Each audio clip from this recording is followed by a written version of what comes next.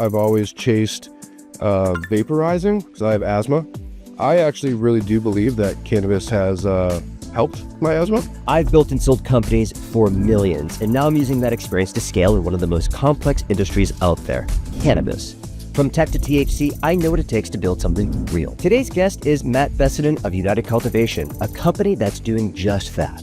So we were vertical. We were just going to be right in Ashby, but then once we opened the retail, opened the outdoor cultivation, all of a sudden some opportunities to open other retail locations came up. We do outdoor. Yeah. So we actually have, so our 6 licenses are the 3 retail, indoor, outdoor cultivation, and now manufacturing. Matt breaks down how they're working with out-of-state brands, how they evaluate new product opportunities, and the real science behind their operation. I've always geeked out on the science of extraction and then absorption. From ethanol extraction to the Vape Jet that prints cartridges like it's 3D magic. Yeah, Vape Jet, you would love it. It is essentially a 3D printer that fills vape. RSO is a slower mover. I'm gonna get to a couple of those pieces. Education is key in this state. If you've never heard of RSO or C1D1 Labs, buckle up. This one's gonna get into some nerdy stuff, and it's awesome. This is cannabis from blueprint to breakthrough.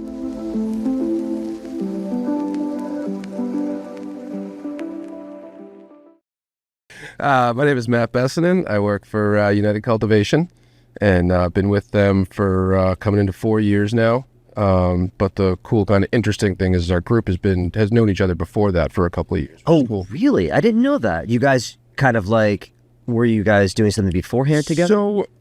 So most of the group was working at another dispensary. I was as well. I was just working 80 hours a week at that point of my couple past lives. I was working as the general manager of a restaurant, a little small restaurant group. And I knew the owners opening that dispensary, and it was one of the early ones before COVID. And I was like, I just want to dip my toe in. I don't know where I'm going. You know what I mean? So I ended up working a couple random shifts, few hours a day. This is for a different company. For a different company. Right. But that's where I met this whole crew, and it was really Chris Stevenson, who was the guy that knew Mike Spangler and Steve Faniff that were opening United. So he kind of continued the ball down and then ended up bringing us all kind of in for the most part. United Cultivation is known as retail locations. 3 dispensaries, I think you guys have now, right? So that was, the plan was to be vertical. So we opened the first retail In Ashby. Which is on the border of Vermont or something like that. New Hampshire. Yeah, New Hampshire. Up there, yeah. I mean, the unique thing about it is we have a ton of land, right? So that's sitting on 130 or 40 acres that one of the owners owns. And almost 40 of that is zoned for cannabis. Is it really? So amazing. So there's opportunity to build and grow. That's why we've always had that co-packing vision, right? We have a lot of land. Mm-hmm. It's kind of out in the middle of nowhere. That store does well because that was actually store 100. I was looking back at numbers. Wow. Yeah. So that was early enough where that was store 100. So we still had, really good just initial traffic because there wasn't, just the 400 that we have. Right, we got 400 or so.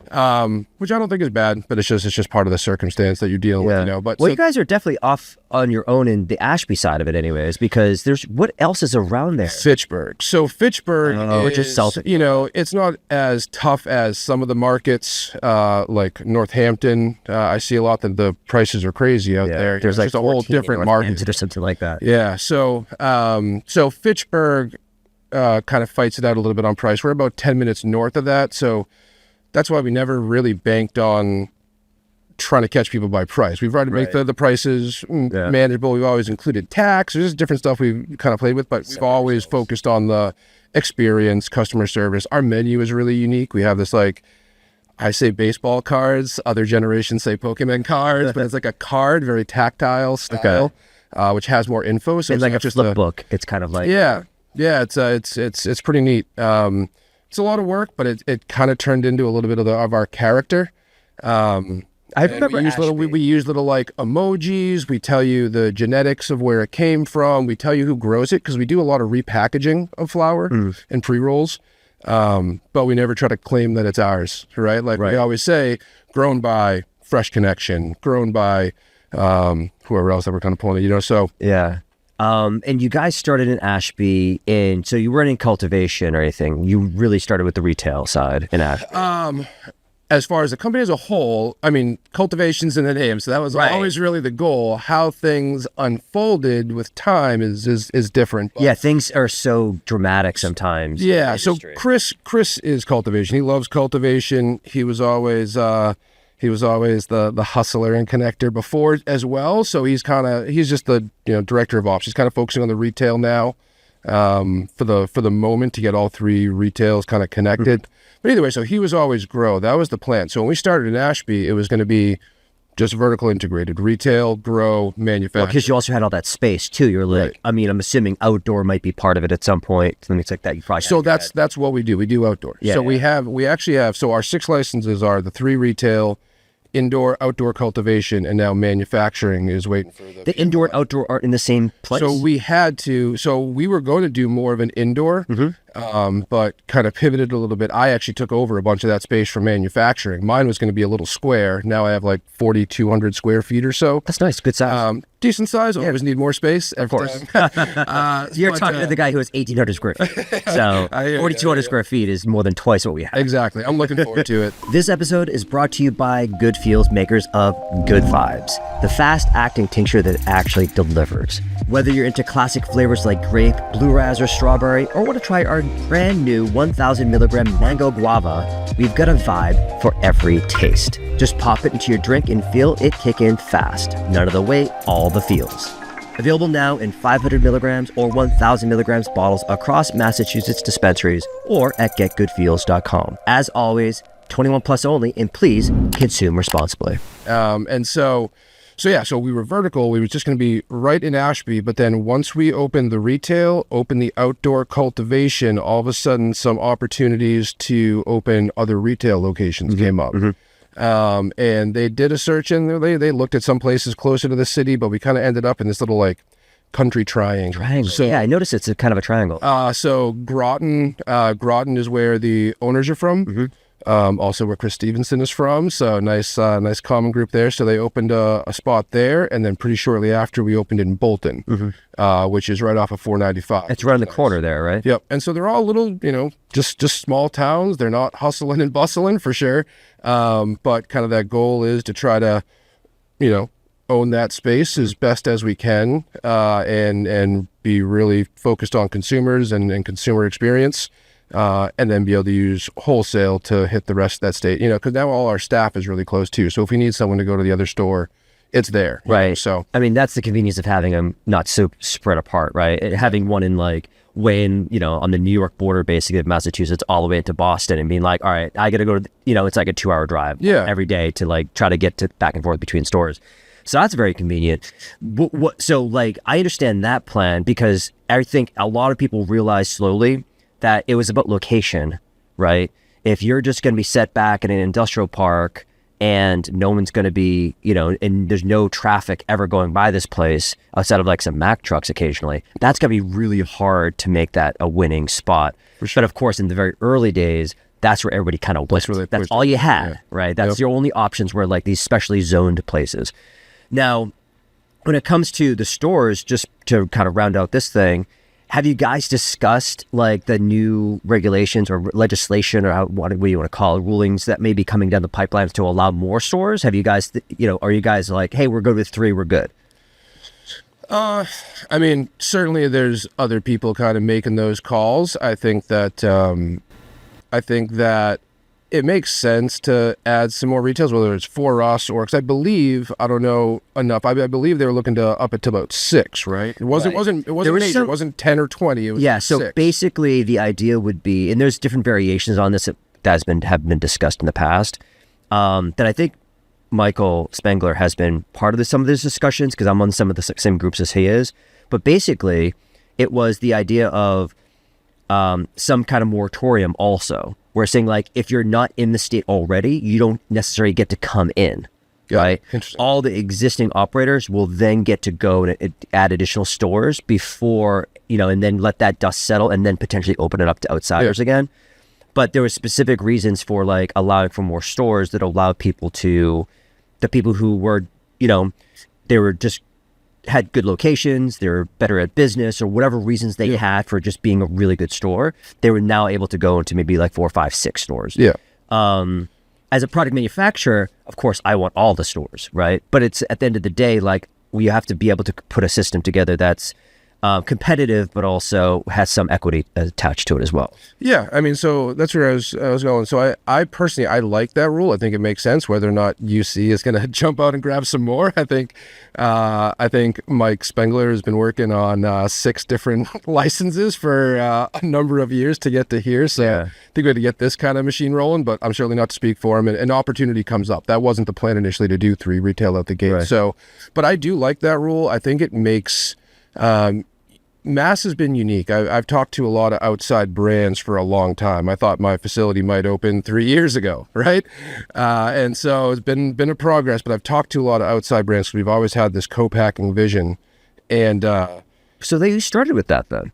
Because you said vertical immediately, right? So you were like, we're going to do manufacturing, cultivation, and retail, which is considered vertical. But you immediately, 3 years ago, were starting to pursue manufacturing. Yeah, manufacturing, and specifically like how do we come in and do good business, whereas I get with the 6 licenses, I think that what you're going to start seeing, regardless of those license, if you can get to 6, I think what you're going to start seeing, you hear a lot of people saying that I think you're going to see that cream rise to the top in this next chunk of years, right? Because it's really going to be, certainly the prices can go down some more. It's going to fluctuate if you watch, the other states and how it works. It seems to get faster on the newer states, right? Like the fluctuations were longer in California. Look at California, it was like it took years for that compression to happen. Crunches here on these new ones, so you start getting to a national average eventually, right? Right. Exactly. The point being, numbers are pretty much low. They'll get a little bit lower, but now it's about the relationships and partnerships you have, because you can't do everything. You may want to, but you certainly need some help in doing it, right? And so it's going to come through good partnerships, and what we are going to really lean on heavy is just good business practices. Yeah. So we're talking about co-packing, right? Yep. You're talking about bringing brands in from other states or even internally inside of Massachusetts to be able to actually co-pack for them, meaning to be able to license their brands or to be able to take our brand and launch them in the state. And you are acting just as the packer, the people who are assembling it, basically, right? Yep. Exactly. So there'll be some brands that we make for ourselves, or brands in the discussions we also choose to take into our sales portfolio for wholesale. So you potentially might even sell the brands. Correct. Yeah, that's kind of our strategy. What do we want to make? What do we want to make and sell? Right. And what do you guys like? So this is early innings for you. You guys just got your final license, right? Did you get your commence? Waiting for the commence, waiting for the date. So we got the final. I made a few vapes, sent it in for testing. That kind of lets you trigger the request for PFLI. And so we are waiting on them to give an answer. Of course, we're always waiting. But they've been really good to us. But yeah, so we're just waiting for a date for when they come out for the PFLI. So when that happens, do you already have brands lined up? Do you have outside of your own brands? Yes. Yes. Yeah, we do. We've had these discussions going for a long time. Some have kind of now come full circle from almost 4 years ago, which is pretty cool. And so right out the gate, we're going to start with a couple of our own brands. Well, we are with Beard Bros, right? So that was already an out-of-state brand. You could be the next Beard Bro. You're one of the bros. It looks like. I do feel comfortable around them, between that and the bald head. Yeah. I feel comfortable around their presence. So we actually had kneecap. We walked into dinner. I think it was Saturday night, and we walked in to go grab. It was like a steakhouse, and we walked in. Beards, hoodies, backpacks, and we definitely stood out. Yeah. And there was this party of 25 that was next to us. And at one point, I think after we finished dinner, we were waiting for dessert to come out, and the woman came out and she goes, "I just got to say, you are a very unique table. What is it that you do?" Yeah. So we ended up talking about cannabis for a little bit, and but yeah, it was really funny. So yes. Beard fits right along with the Beard Bro. So yeah, so that's an out-of-state brand that we partner with. I'm really passionate. I met them a couple of years ago. I love what they do, what they have done already for this industry. The fact that they lean into RSO, I'm a big fan of. I've always seen RSO as a opportunity to really start to educate people about. And it's often a place where people are looking for medicine. They see RSO. They don't know about it. So when I can be part of that story to explain it and make it easy with things like the Dablicator, that's important to me. Yeah, so talk a little bit about RSO. RSO stands for Rick Simpson oil. Correct, yep. So Rick Simpson oil, I guess this guy had created this very special oil, but like not necessarily how it's created, but why is it so special? So that's a interesting mixed up story. There's a lot of info there. So the main piece is that it was really a full plant extract. Actually, when Rick Simpson was doing it, he was actually using naphtha, which is a different solvent. So it sounds scary. And so there's some things. So that was his main, that was his solvent. He eventually switched extract the actual oil from the plant matter. Correct, yeah. And he eventually switched to ethanol. Ethanol is now kind of seen as the de facto RSO. A lot of people, including myself, but with the Beard Bros, digging into it even deeper than I had previously. I don't know if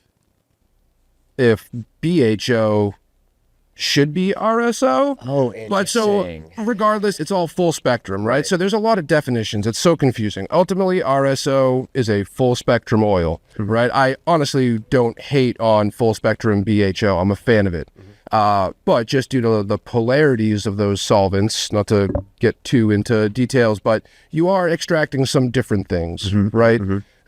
Cold and other things play into it, but you're definitely getting something different with the ethanol. And so that has kind of been the leaned on expectation for a traditional RSO. Yeah, when I think of RSO, I think of ethanol, but you're right in saying that it's just full spectrum. It's a representation of the plant, ultimately. Exactly. Trying to do. So when you're talking about those particular products, say like a Beard Bros, obviously there's extraction happening at the manufacturing facility. You probably have to have a C1D1 room or something crazy like that. Was it a crazy build out for this space?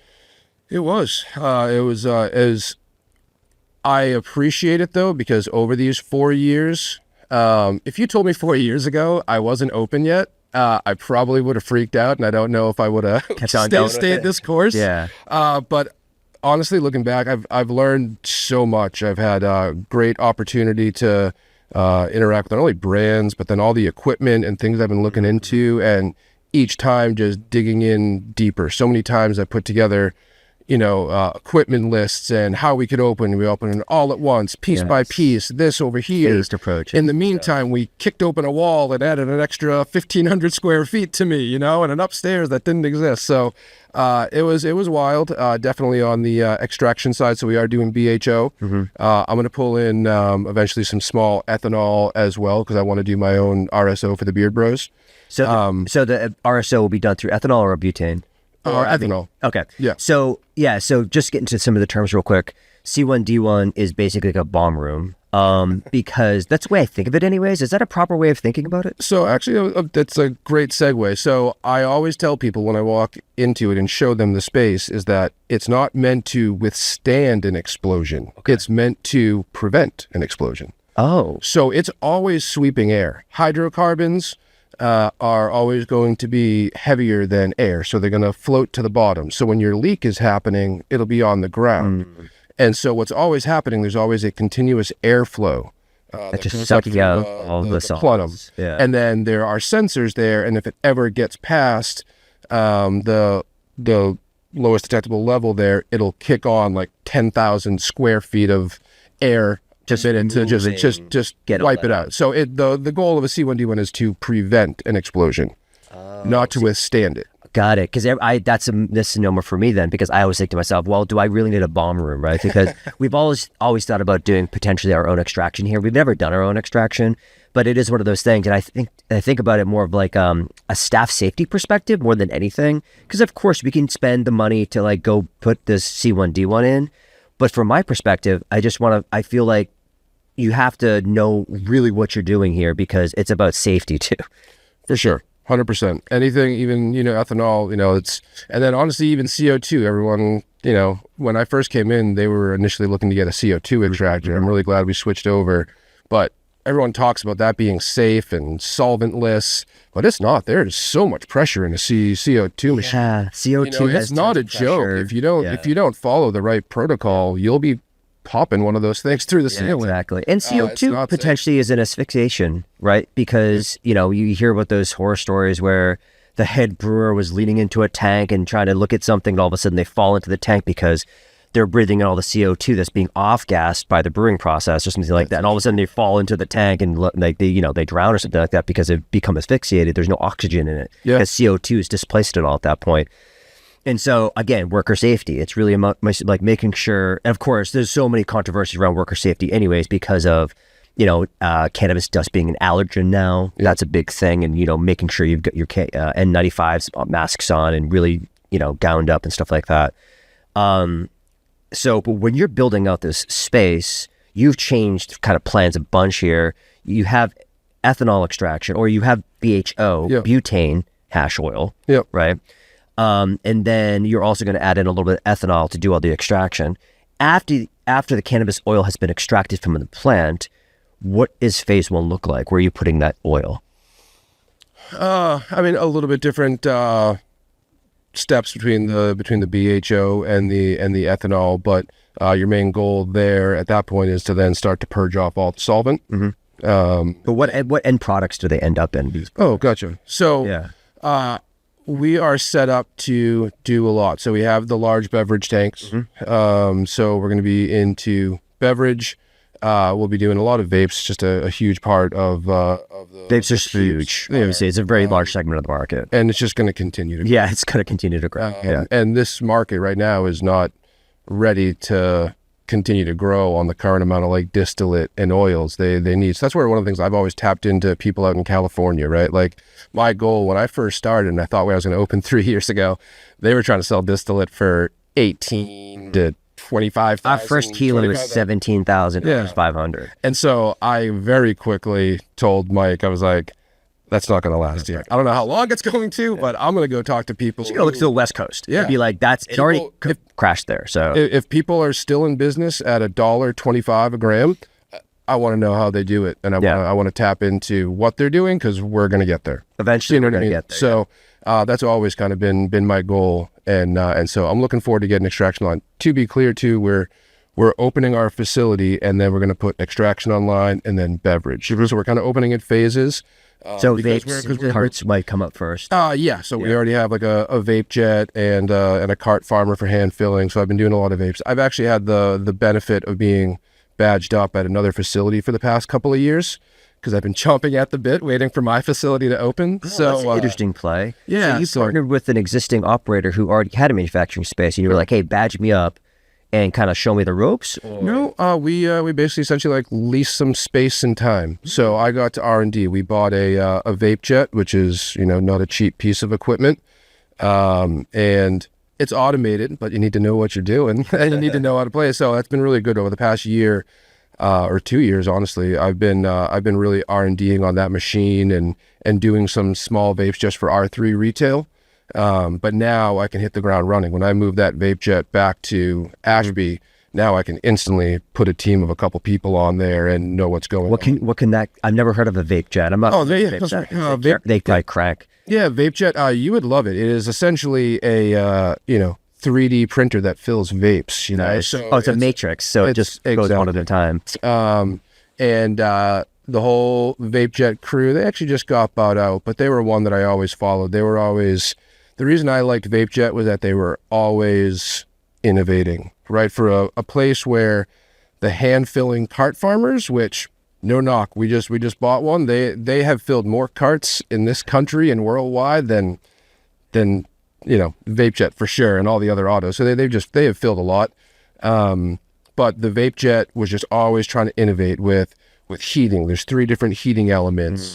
Very technical. But so Vape Jet is a vape filling machine. You can also fill dablicators on there.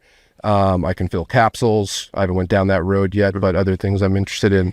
Yeah, when I think of those systems, I do think about scalability immediately comes to mind, because if you're trying to get out products in a timely manner and also try to scale them into, a ton of stores and stuff like that as a manufacturer / brand, with the sales team and stuff like that, a wholesale sales team, like I always think to myself, scale, right? And so Vape Jet, one of the things I think that you hinted upon already, which is cannabis oil is actually really hard to work with.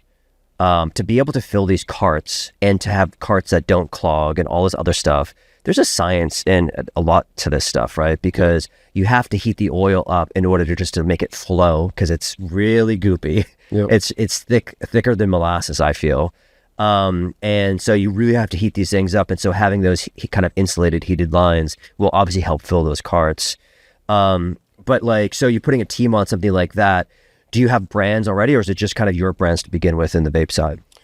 Yeah, we have a couple conversations going on. So definitely right out the gate, we're going to start with our own brands, which is just easiest to go through for inspection and everything, right? Like, of course, you don't have everything on. It's just there's a lot to so once you get your comments, you're going to start kind of rolling out some other ones. Yeah. What what do you look for in a brand? Yeah, it depends. I mean, it goes back to a little bit of that conversation of, okay, A, can we make this product, and do we want to make this product? And then B, are we also interested in it being part of our sales portfolio, right? Because we haven't had to get into wholesale yet. Just starting to dip our toes with the Beard Bros partnership, and now the Switchcraft vape that we have. But we're really about to turn those jets on now. So, brand, what the brands specifically though, I think about, you don't want to necessarily bring on brands that cannibalize maybe other brands and stuff like that. Like there's a bunch of different probably check boxes you have to check to make sure that they pass the test to get onto your system. Yeah, absolutely. And most of our conversations have been with out-of-state brands. Now that we're closer to the finish line here in Mass, there's some more we just had more inflow conversations with people in state. They knew we weren't open yet, right? The outside-of-state ones come in various times and ways. Yes. So it's just when you kind of rekindle those. But most of the time it has been out-of-state brands. And really for us, we look at, okay, what are the costs? What are the cost of goods sold here? How is this broken down? We don't want to blankly go in and just say, okay, we'll fill your vapes for $1 or $2, right? Like, where does that number come from? How do you want to talk about? How do you do that? How do you actually figure out how much it's going to cost? You must obviously add labor in addition to the COGS too, and then there's maybe a 10% ish or whatever. I don't know. How do you even price something like that out? Yeah, and so we've learned a lot in talking to different brands, and generally for us, I've kind of, and you're in the manufacturing realm, so the key thing for how much work a product is the touch points, right? How many times do you have to touch that until it's out the door and sending revenue back for you, right? And so that's one of the first things I start delving into when we start talking to brands is, okay, what's your hardware, what's your packaging, right? It's not always vape. Sometimes it's a tincture or a beverage or something like that. And so it's, okay, do you already have the equipment? Do you have everything spec'd out? Often these multiple state brands already have it spec'd out, which is nice. And so I look at what that, literally the touch points in each step along the way. Assembling the bottles so that they're easily filled. Are you hand filling or is it auto? There's still steps in getting those there. Are they already pre-wrapped? Are they, printed? Do you have to wrap it after? What are all the and steps also, to it? Potentially the brand might also be bringing in equipment for you or something like that. Correct, yeah. Yeah, because maybe it's super specialized, because I'm sure, you're definitely aware of this. Every week I get 2 or 3 people reaching out, hey, can you co-pack for us? And it's barbecue sauce, and it's a drink, and it's vapes. I get pre-rolls. People throw me co-packing jobs. Maybe that's the part of being on LinkedIn so much. Yeah. People always look at me to be like, hey, can you co-pack for us? And we were actually considering at one point, we actually had a 10,000 square foot facility we had we started leasing to be able to build up, because there's co-packing was being thrown at us so much. But we walked away from it because we were just we got to focus on our own products, But when you start making your own kind of co-packing space, obviously lining up the brands is one component of it, equipment, pricing things out. I give referrals constantly, and I can shout out a few people here.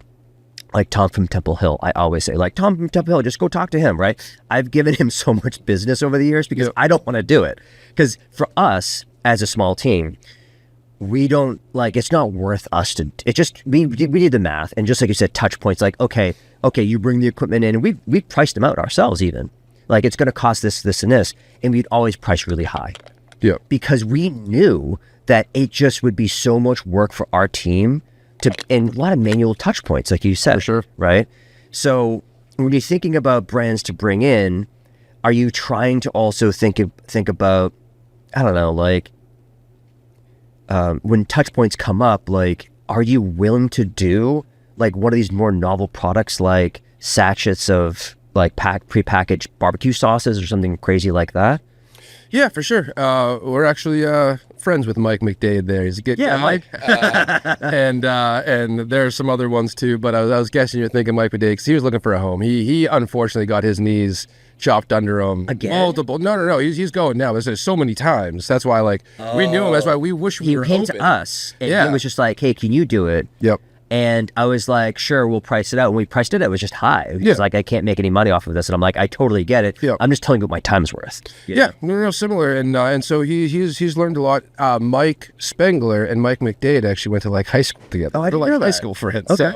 So really funny small world. Actually, that's what I kept feeling at NECAN this year. I feel like there's so many links over the past few years and small world things going on. It was cool at NECAN in that sense. But when we're looking at the touch points, or even like something like the Mike McDade, right? That barbecue sauce, we wanted to help him. We weren't open yet because we couldn't do anything. But just some different standpoints for me, I look at that form, fill, seal machine as something really unique. Now, if they're bringing it, that conversation with the brand isn't always that, they might not want you to use it for other things. But that's where we're trying to decide what equipment we're buying. Right. Because, again, we're going to make some things that we don't sell, right? I'm okay. we're going to make and sell our own vapes as well as clients' vapes that we want in our portfolio.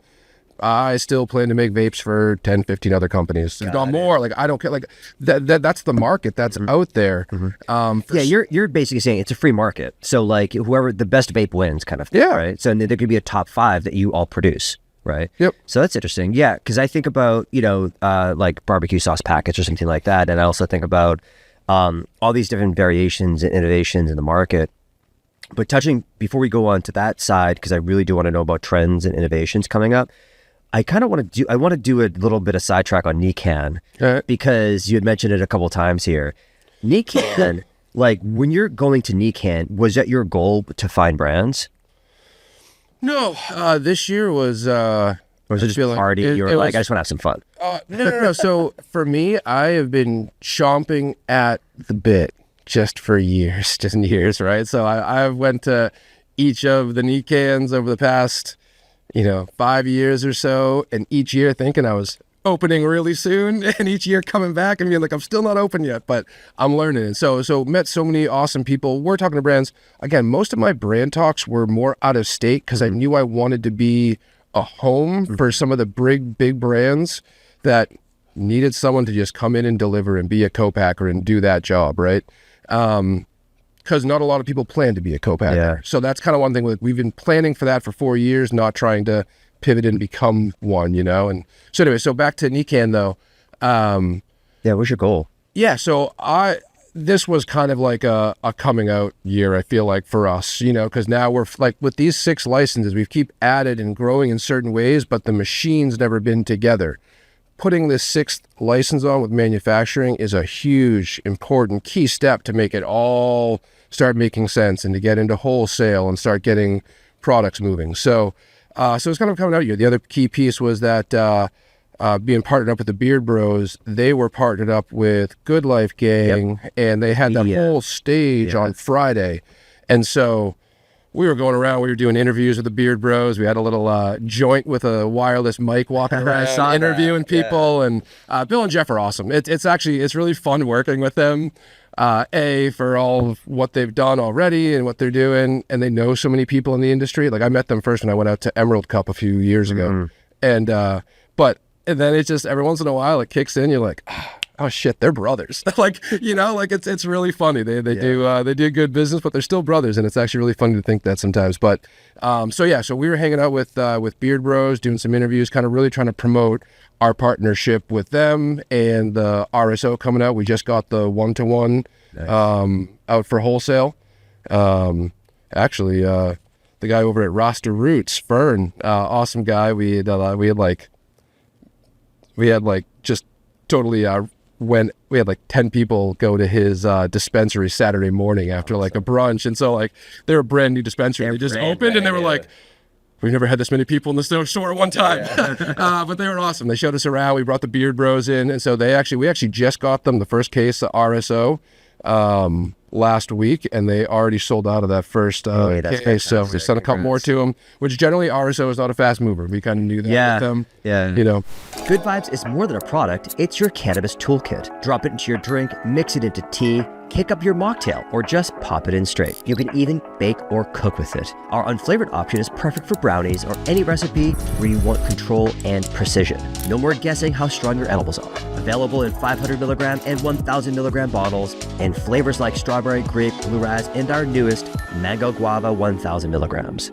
Grab your toolkit at dispensaries across Massachusetts or at getgoodfeels.com. And as always, 21 plus only. Please consume responsibly. But do you think education's turning on that? Do you think people are becoming more educated? I mean, RSO it's a nice term, but at the same time, I just feel like it's so, like, we even had trouble kind of educating people in the beginning talking about RSO. For sure. So you're creating, I mean, Beard Bros is creating these RSO products or launching these RSO products in Massachusetts, but you already sold that first case so fast. Is that, you think you guys can keep up the momentum? Yeah, so Fern and Roster Roots, shout out to him. Nice job, Fern. Typically RSO is a slower mover. I'm going to get to a couple of those pieces. Education is key in this state.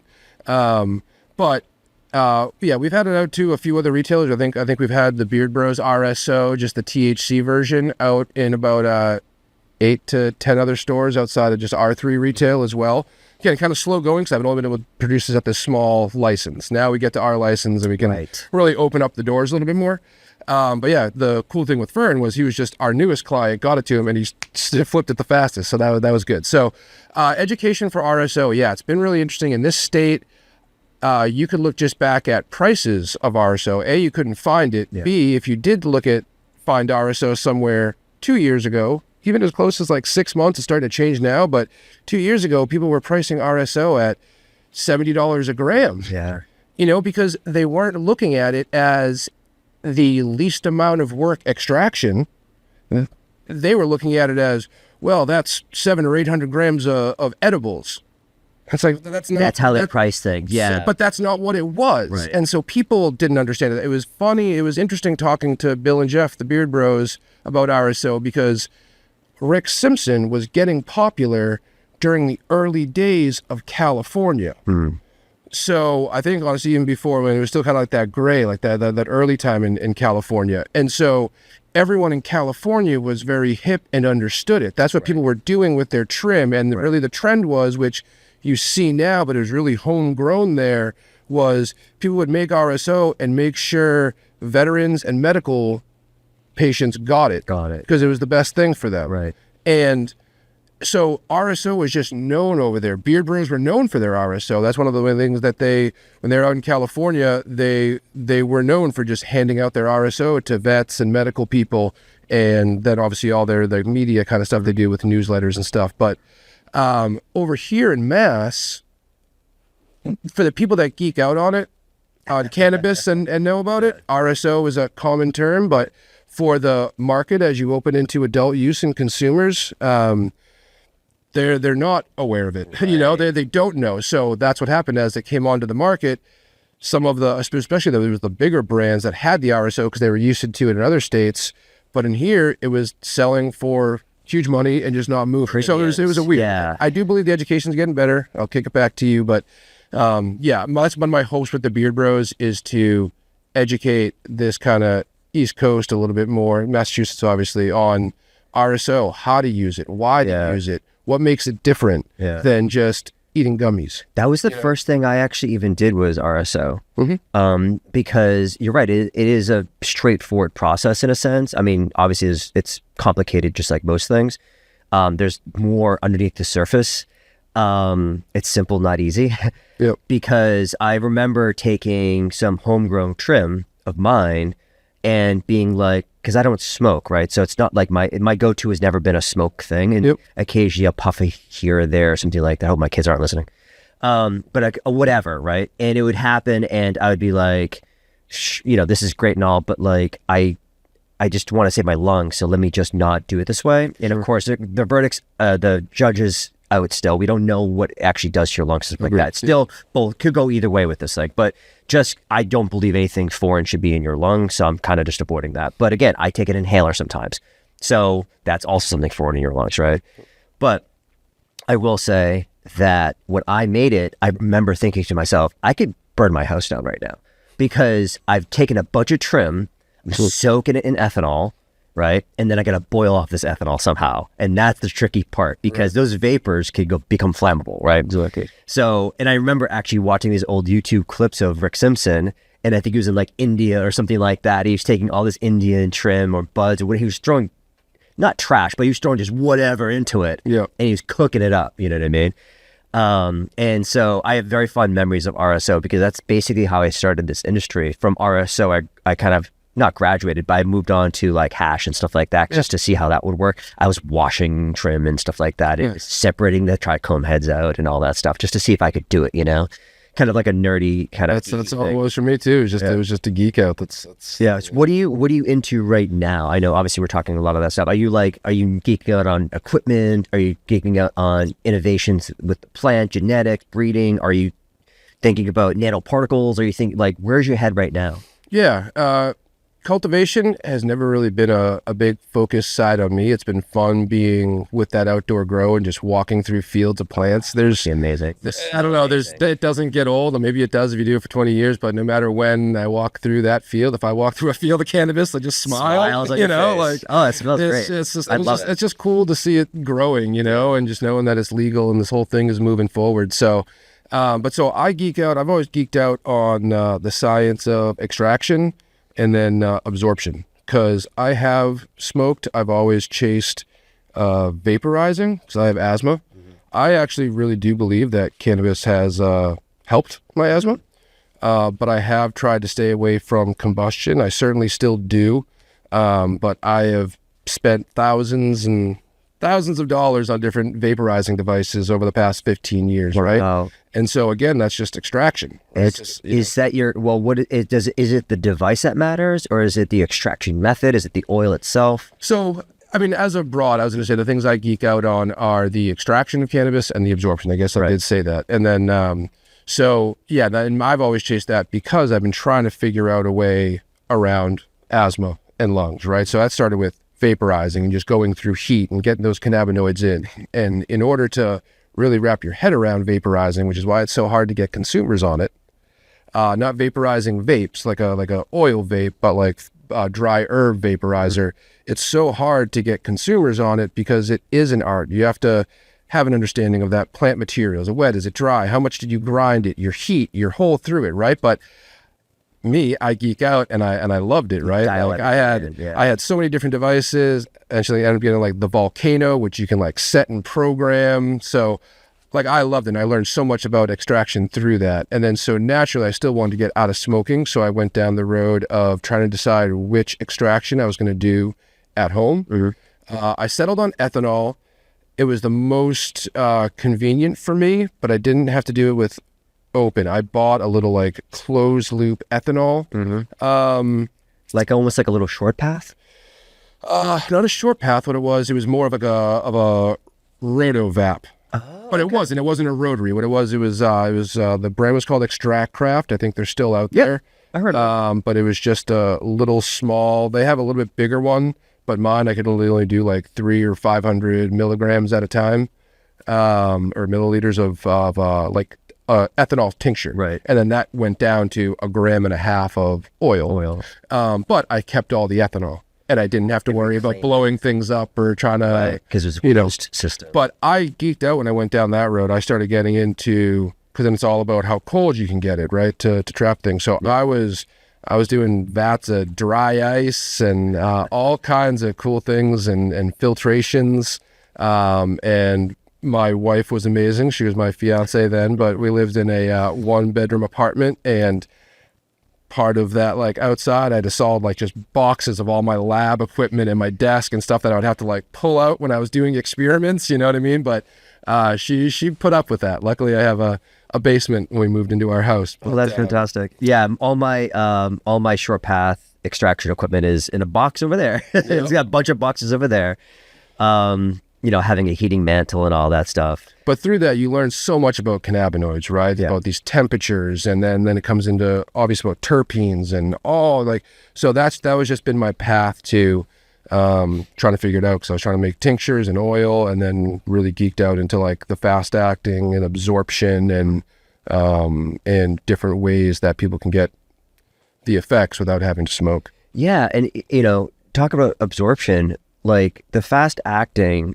I guess walk us through that a little bit. Why is that superior in some ways? I mean, it has its good and bad, just like anything in life, But from kind of a backed up perspective, another chunk of my life has been the restaurant world. And my goal is really to try to merge cannabis and my hospitality, both in direct food, in general events and consumption and that kind of thing. So my head's always been there. And so I really think that the fast acting combined with lower dose, but doesn't have to be, but really that fast acting is going to be key to social consumption. Yeah. Right? Smoking will always be a core part of cannabis, but like there's always kind of this debate of like, why are you marketing to your soccer moms when your stoners are the ones spending all the money? And that certainly varies in different chunks of the market and different geographies.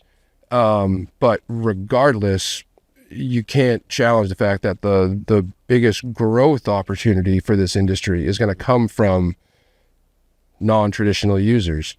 And they're not going to always want smoking. So the biggest area for growth is going to be in this manufacturing world and getting it into products that people can use and experiment with without having to light a joint. Right. Or hit like familiar form factors like a drink or something like that. Absolutely.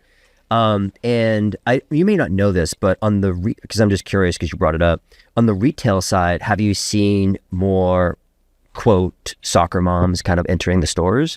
Like, is that demographic kind of slowly improving or increasing? Yeah, I mean, I in general, there's certainly some people on our team who focus on the 3 retails and dig into the numbers. And Mike Spengler is really an information and data and systems kind of guy, so they could probably answer that more directly. But I would say, as a flow, yeah, I mean, this market this industry just keeps expanding, right? And it's into new people as well as getting legacy people to come in and say, hey, actually, I still can buy this at a similar price. I might like it or not. So have I seen that? I would say just in general, yes. When I was working more the retail in the first like year or two, because we were still like planning on the manufacturing, talk to people all the time. One of my favorites, a couple stories. One was an older woman who came in, and actually there's a couple of them. I always wonder if they talk, which I know is what happened in the second story. So, but these 2 different women at different times had come in and said, you know what, I can get a pill for 50 cents or $1, but I come here and get these because these make me feel better, right? And she was talking about gummies. I think she was getting 1906, which is kind of that pill form. Yeah. And that's awesome to me. And honestly, so I want to say actually both of my stories are about actually the elderly, which I think is you're getting a huge push in this market, is the elderly people that are trying to come in for something different, right? And so the other one was this group, this old guy that came in, and he was like, I had a friend who had one of these things he smoked. You couldn't really smell it too much, and he didn't worry all the ladies. He's like, can I get one of those?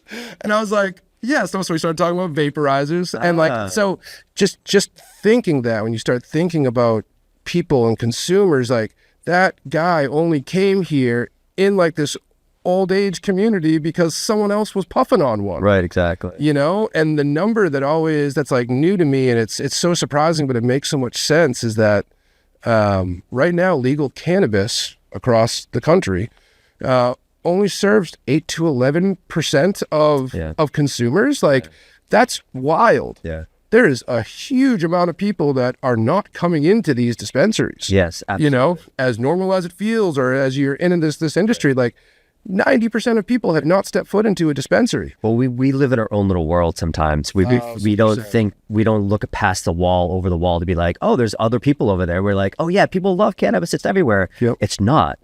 And I feel like I explain that sometimes to some of our retail partners. It's like, you know, like I still postulate 95 to 97% of 21 plus adults in that have even walked into a dispensary have never even heard of our products before. And we're the #1 tincture in the market right now. Yeah. So it's like there's so much more room for growth for everybody, really. Absolutely. And everybody thinks to themselves, all right, well, the Massachusetts market isn't growing anymore because it was like 1.6 billion or whatever, somewhere around there. But it's like we're selling more units. It's just they're cheaper. Yeah, exactly. And that's what I think a lot of retailers are kind of seeing, and they have seen over the last year or two, is that like they're making similar amounts of money, but they're selling a lot more product because the price compression. Yeah. On the price compression side, does that factor into anything that you're doing on like choosing brands or anything like that? Are you kind of just trying to stay away from potential like categories that have been on the down or? Yeah, I mean, I do, you know, as much as I've been chomping at the bit, there's certainly a couple black eyes that we've missed from not being in the wholesale game yet. And so, you know, if we had opened 2 years ago, we probably would have found ourselves in a mess with AR and people not paying yet. Yeah. We actually would have had products and being so excited finally in manufacturing before all this information started trickling and people started realizing what was going on. So we certainly missed that black eye. I also think that one category in this industry, in this market, in Massachusetts, at least stuff that I could make, flour is different, right? I can't make flour. Yeah. But I can't think of one that has nothing to worry about as far as like top brands in each category. Oh, absolutely. Yeah. And it doesn't even mean they have to, like, it's just, there's just no, it's just about getting better business and better products. Nothing just checks every box in this market yet. I'm certainly not, as we start doing things. No, you learn as you go, but like there's so much more perfection that can come in the product and the delivery of that service.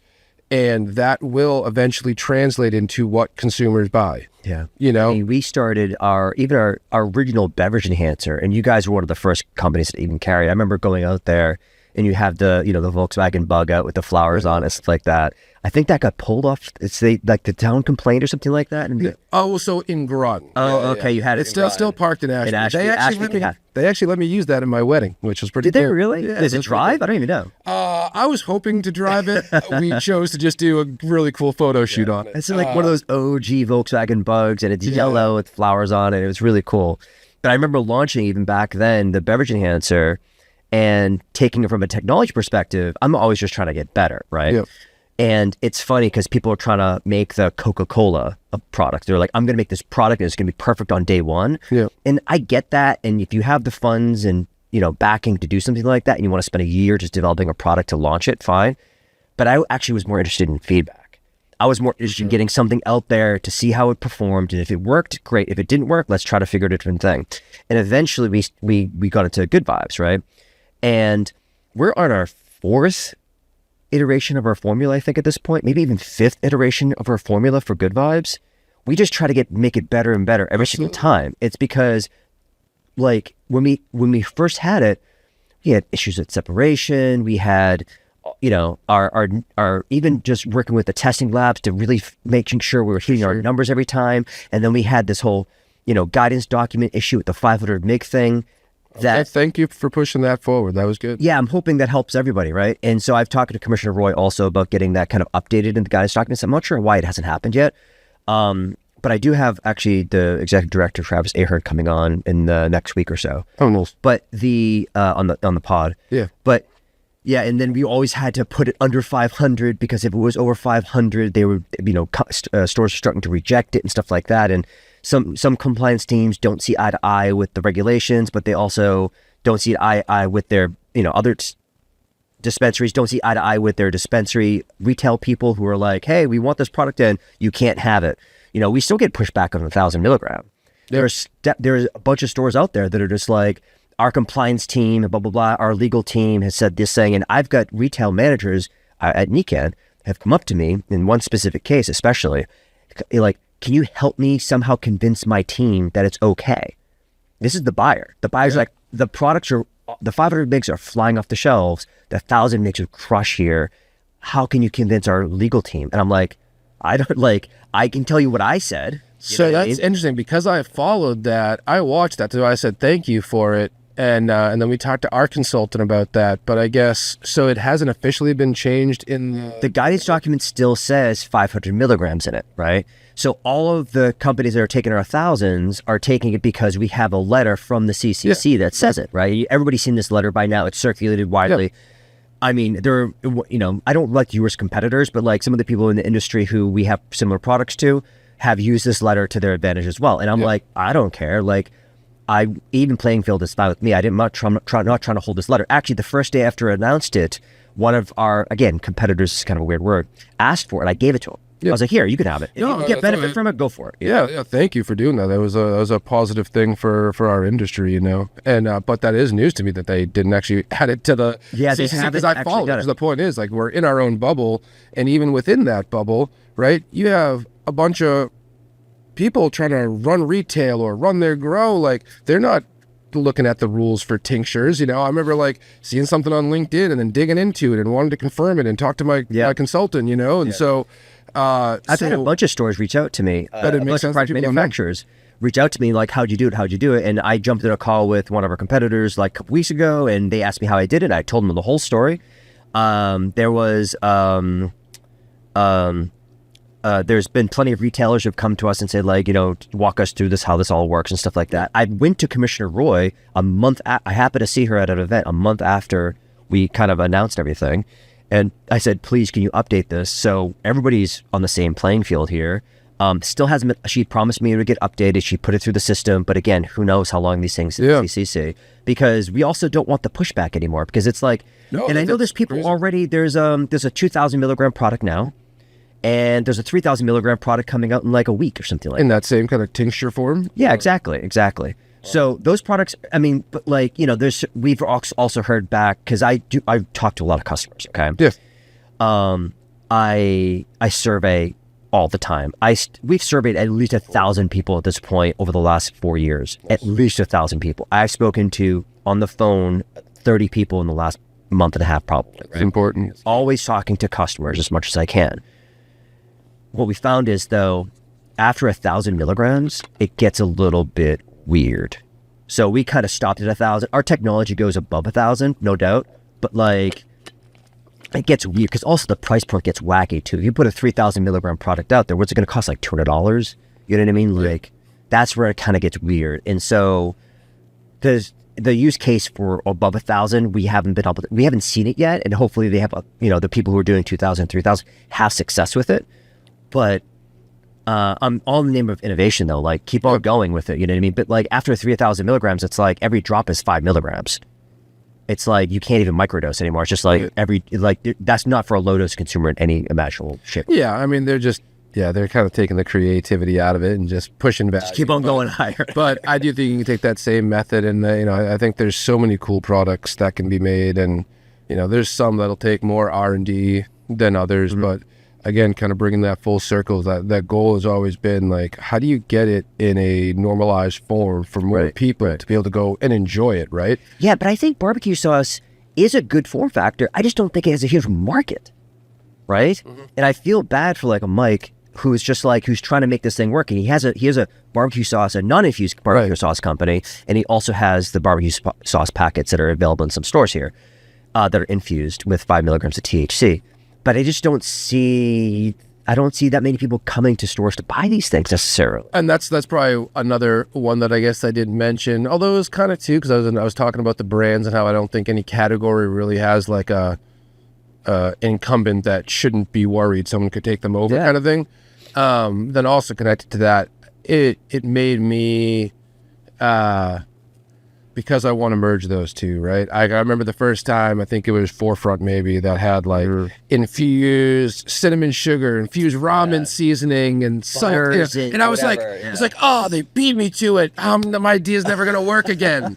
And nobody bought it. And I was like, And how many touch chocolate powders have been in the market now? I know. And we've done these. We have. I keep on telling me. I've definitely said this on the pod a few times now. We have like 50 or 60 formulas in our back pocket. We could whip out at any time. The problem is, we just don't think the market's big enough for a lot of these things. We've had hot chocolate mixes forever. I've got chocolate powder and powdered THC and all kinds of crazy stuff in my lab right now. I just can't imagine putting all that work and effort into something and it's just going to sit on shelves.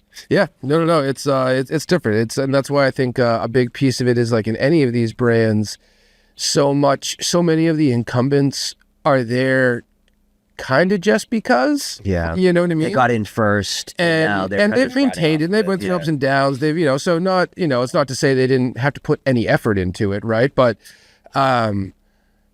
I just think like all of these products can get so much better. We're lucky that people are willing to come pay the dollars they do for some of the products that go out. They're not all bad, I mean, it's not to say that, but it's just like, it's amazing. I think sometimes from inside the industry, you end up getting samples and trying things with other people that like, I'm not buying a lot of cannabis, right? Yeah. You know what I mean? Like, I certainly do, and there's some certain things that I do like to buy. Like I really like the 1906. I use the Genius regularly, right? But anyway, so then there's sometimes I stop and I just think about the consumer that just came in and spent $150 for 2 or 3 products, and I just want to deliver on that. Like that's for me. Like I want good products. I want people that, they don't all have to be bottom price, but they should get their value. The value should be there. And I'm not going to get it right, or our whole team isn't going to get it right out the first gate. Right. But same thing, the fact that you stay on top of feedback and communication, that's what I really look forward to with our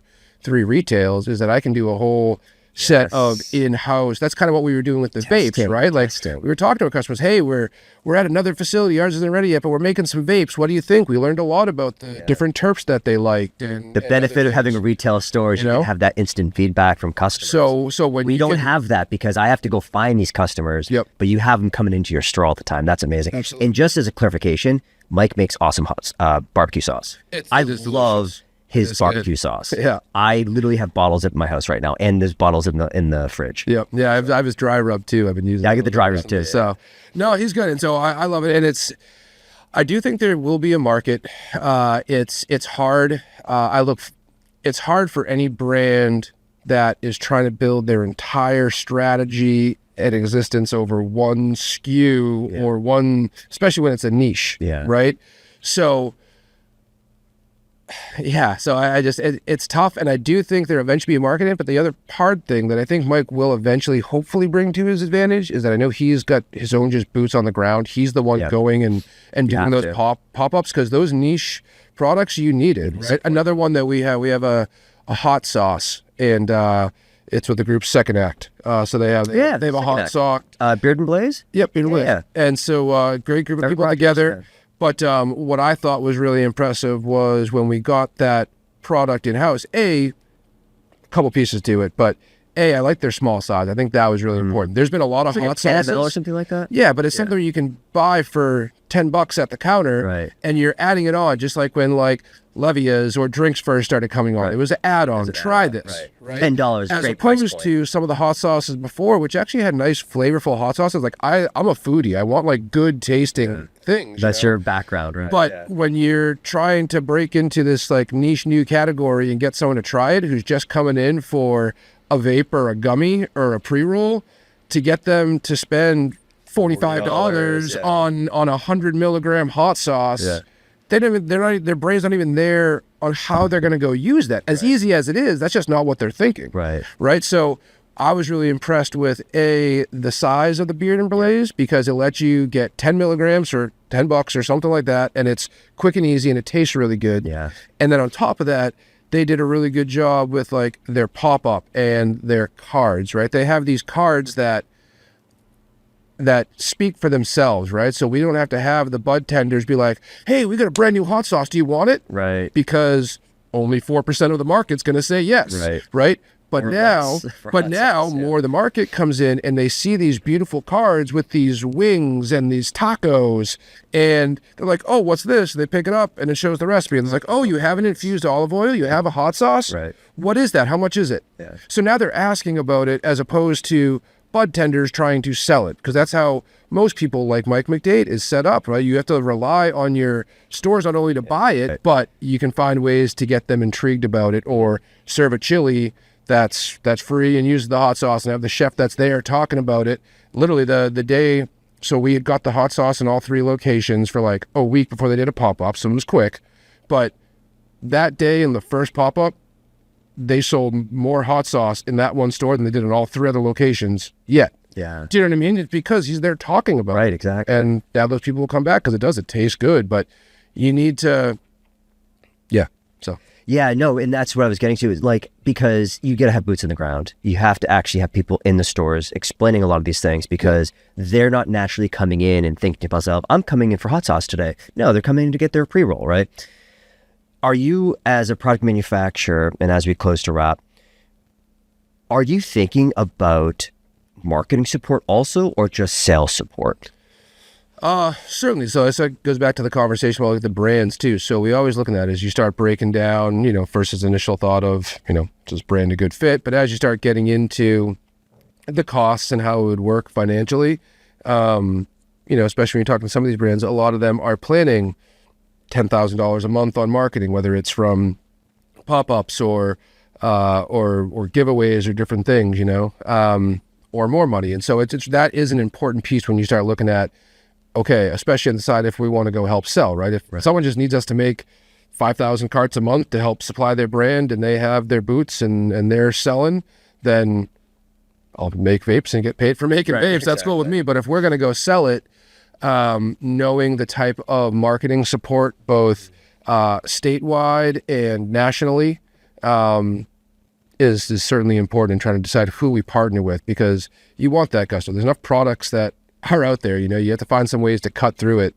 Yeah, especially if you're responsible for the sales. I mean, if your team is responsible for the sales side of it, then marketing kind of has to go hand in hand with that. So you got to understand what they're doing, right? If they're willing to support it on the marketing side, because you go out there, try to sell these things, and not like you take a mediocre product in necessarily, but like maybe the buyers are like, oh, we have enough vapes, we don't need any more vapes, or something like that, and then you're fighting that battle. Are you on the sales team too? Are you going to be going out to the field, or you're just like operations? No, I don't. I mean, we're just locally owned and small. But Mike Spengler, we'll get him on this show with you. Yeah, eventually. So he's just always been, how do we make this a good business that I can eventually, be elsewhere and know that everything's kind of going along. I have ways to quick check, right? So he's a very systems oriented person. Software and all those aspects. So team-wise as well, it's kind of been a slow build. So we kind of joked in the beginning that, our whole first dispensary, we were a team of managers, right? Like everyone had a lot of experience. So now we've slowly built, we've been able to kind of spread some people out to the other stores now. Are you hiring like salespeople then? You must be. We will. So right now internally we have a small team.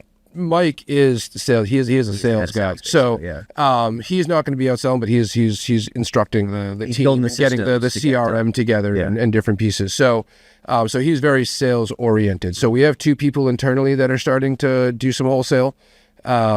So were they promoted up from something else then, or moved over from somewhere else? Because they were part of your team already? Yeah, exactly. So Jake Butler, he was part of the crew from before United Cultivation. So that's been part of that core crew that we've all known each other. So he's been around forever. And so he's kind of shifted, done different things, still jumps into retails and helps.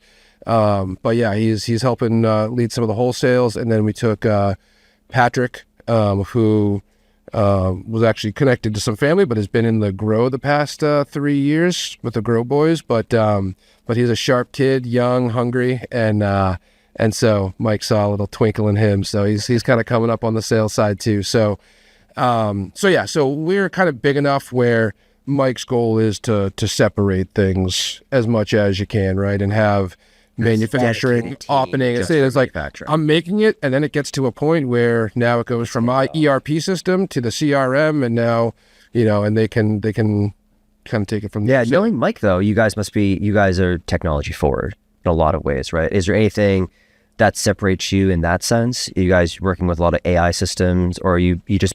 Is Mike behind the scenes coding, making a bunch of software for you guys, or is he just the connector and making sure you guys are using the right stuff? Yeah, he is not a coder, but yeah, we're just like an ERP system is really interesting. Out of all the tours and things we took, even some really big operations, we're still just operating on like a whiteboard, or a spreadsheet, and it's good, but again, everything's kind of been focused on like, what do we do with this 40 acres of cannabis land, right? We still have acres outside of that we can store the stuff that's not filled with cannabis yet, right? Because that's where we're always thinking is how do you go big? How do you really do this for the state? How do you be infrastructure for mass? And then who knows whenever federal will happen, but like how can you actually be a place where you could be a hub on the East Coast for something? Exactly. Right? Exactly. All way long picture, but that's always been the mindset. Yeah. And so software wise, Mike has just made sure to I think that's more his. Yeah. So between the ERP is more my world. So that's just seeing it from, everything I need to buy, manufacturing, planning, inventory, cost, labor, inventory. We will be taking on Apex for the wholesale side.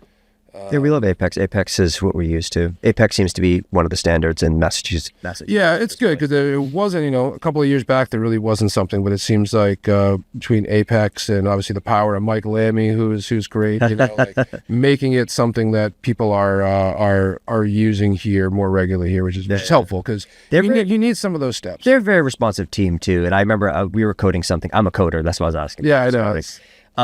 But I was building some API integration with Apex, and I hopped on like the chat, and it was like some answered me right away, jumped on a Zoom call with me, and walked me through what I needed to do. I was like, this Apex is amazing. That's awesome. I'll never go away from these people as long as they keep up that customer service, because I got an answer within 30 minutes, basically, when I requested it.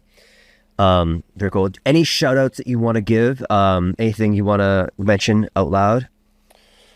No, we've talked about a lot. I'm excited to get open, just waiting for that PFLI. So CCC, come on, please. Give us a date. Come and check us out. But no, I'd love to invite you out to check it out as well. I know you know your way around some beverage tanks. Oh, yeah. But would love to show it to you and see. So no shout outs. Happy to have me here. I appreciate that. Yeah. And what's newest on you, man? What's on your agenda? Vibes all day, every day, nonstop. I work way too much.